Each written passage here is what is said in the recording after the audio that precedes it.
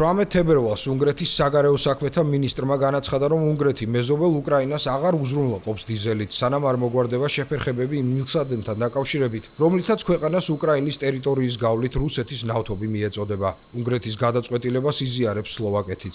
რუსული ნავთობი უნგრეთსა და სლოვაკეთს 27 იანვრიდან აღარ მიეწოდებათ. უკრაინელი ოფიციალური პირების თქმით, რუსული იერიშების შედეგად დაზიანდა დრუჟბის მილსადენი, რომლის მეშვეობითაც რუსული ნედლი ნავთობი ცენტრალურ ევროპაში გადიოდა. მინდა გაცნობოთ, რომ უკრაინა დიზელის საწოლს იქამდე ვერ მიიღებს, სანამ ისინი დრუჟბის ნავთობსადენით არ განაახლებენ ნედლი ნავთობის მიწოდებას უნგრეთში.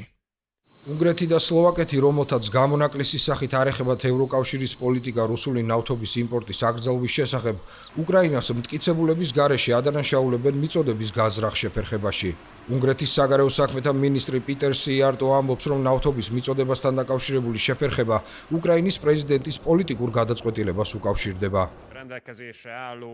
ადგილზე მიღებული ინფორმაციის საფუძველზე უნგრეთის მიმართულებით დრუჟბის ნავთობსადენით ნავთობის მიწოდების აღსადგენად ყველა ფიზიკური და ტექნიკური პირობაა უზრუნველყოფილი. უკრაინამ შეაფერხა უნგრეთში ნავთობის ტრანსპორტირება.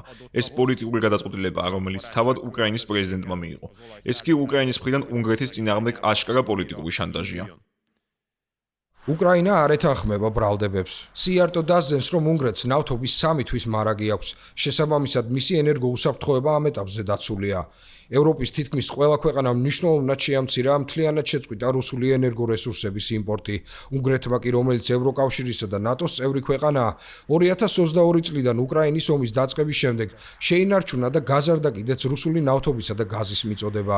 უნგრეთის პრემიერ-მინისტრი ვიქტორ ორბანი დიდი ხანია ამტკიცებს, რომ რუსული წიაღისეული საწვავი მნიშვნელოვანია ქვეყნის ეკონომიკისთვის. მისი თქმით, სხვა წყაროებიდან მოპოვებულ ენერგიაზე გადასვლა აუცილებლად გამოიწვევდა ეკონომიკურ კოლაფსს.